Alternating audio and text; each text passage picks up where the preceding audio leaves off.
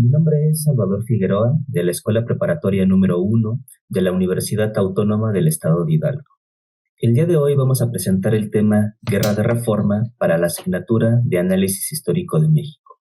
Para entender este conflicto, primero debemos entender que anteriormente, justamente en 1854, tras la caída de Santa Anna con el Plan de Ayutla, 3 años después se va a promulgar una nueva constitución para eliminar todo lo de la constitución de 1836 que Santa Anna había propuesto, que era el centralismo en el país, donde todos los poderes, el ejecutivo, el legislativo y el judicial, justamente se concentraban en la capital del país y se creaba un cuarto poder llamado el Poder Supremo, que se encargaba de vigilar a los otros tres poderes.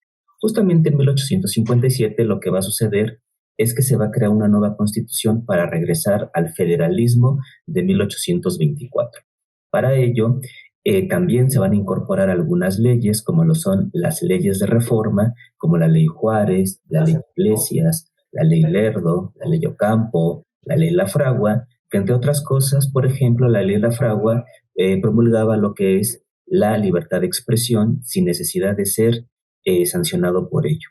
También, por ejemplo, la Ley Juárez, que establecía la abolición de los tribunales eclesiásticos y militares, la Ley Lerdo, como la nacionalización de los bienes de la Iglesia, también la Ley Iglesias, que justamente prohibía el cobro de los servicios parroquiales a los pobres, y finalmente la Ley Ocampo, que era la creación del registro civil.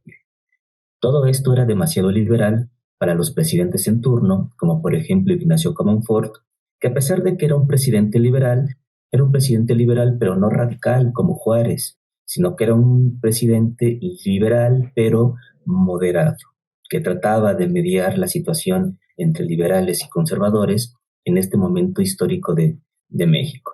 ¿Pero qué es lo que va a suceder? Bueno, para 1857 se promulga esta nueva constitución y lo que va a suceder es que es demasiado liberal hasta para el propio Comonfort. Entonces, los conservadores, al mando de Félix María Zuloaga, darán un golpe de Estado con el Plan de Tacubaya justamente para desconocer la Constitución y obviamente abolir las leyes de reforma. ¿Qué es lo que va a suceder con esto? Bueno, Ignacio Comonfort se va a unir al golpe de Estado y va a desconocer a la Constitución, que lo va a hacer presidente. Por ende, quien sube a la presidencia es el presidente de la Suprema Corte de Justicia, que en este momento es Benito Juárez, y entonces con esto da inicio a la Guerra de Reforma, donde dos presidentes justamente van a gobernar el país.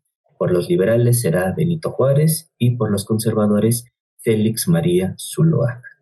Sin embargo, Zuloaga no va a gobernar durante todo el periodo de la Guerra de Reforma porque los propios conservadores lanzarán otro plan, que es el Plan de la Navidad, en el cual van a desconocer a Zuloaga para proponer como presidente a Miguel Miramón, que por cierto es un personaje muy importante porque Miramón será el presidente más joven que ha tenido México en toda su historia y formará parte como general, como parte del ejército del imperio de Maximiliano, y de hecho va a morir fusilado junto a él. Pero bueno, regresemos a la Guerra de Reforma. Inicia la Guerra de Reforma y como podemos ver aquí en la presentación, vemos la Constitución de 1857, que era demasiado liberal y que justamente se va a intentar desconocer. Pero, ¿qué es lo que va a suceder? Bueno, el Plan de Tacubaya la va a desconocer, pero se va a mantener vigente, y finalmente el Plan de la Navidad, como lo había comentado, Miguel Miramón será presidente de los conservadores. Ahora, ¿qué va a suceder? Recordemos que tanto los liberales como los conservadores buscaban el apoyo de otras potencias extranjeras. Y por ejemplo, los conservadores van a firmar un tratado o un acuerdo diplomático y militar llamado Monalmonte, justamente con España, en el cual solicitan un préstamo para poderle hacer frente a los liberales en la Guerra de Reforma, y las condiciones que ponían los españoles era que se reconociera la deuda que tenía México con los ciudadanos españoles que fueron afectados económicamente durante el movimiento de independencia, y también cuando se terminara la Guerra de Reforma restablecer una monarquía. Y los conservadores también buscaban apoyo, pero en Estados Unidos, a través de Benito Juárez con el Tratado Maclean-Ocampo, en el cual Los Estados Unidos apoyaban militar y económicamente a México a cambio del tránsito, libre tránsito, tanto militar como comercial, por el Istmo de Tehuantepec y también cedían la península de Baja California. Esto va a ser muy importante porque Estados Unidos finalmente no va a reconocer este tratado, ¿no? Violentaba mucho la soberanía de México, pero finalmente con el apoyo de los Estados Unidos, ¿qué es lo que va a suceder? Bueno, los liberales ganan la guerra de reforma y aquí hay algo muy interesante, porque se queda como único presidente Benito Juárez y justamente para 1862 las consecuencias van a ser las siguientes.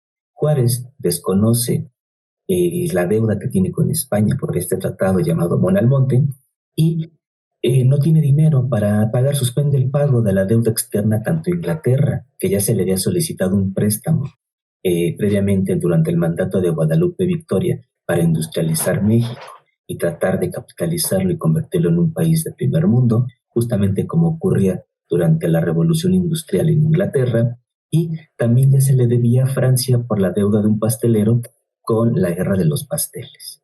La deuda ascendía en ese momento a 6.600.000 y bueno, esto desencadenó la primera intervención francesa. ¿Qué es lo que va a suceder? Bueno, Juárez decide suspender el pago de la deuda externa y entonces estas potencias se van a reunir en Londres. Tanto Napoleón III con Francia, la reina Victoria en Inglaterra y la reina Isabel en España van a acordar venir a intervenir en México para cobrar la deuda. Y entonces con la Convención de Londres vienen a México y entonces cuando llegan a Veracruz, Benito Juárez manda al ministro plenipotenciario Manuel Doblado para que pueda renegociar la deuda con los tratados de la Soledad.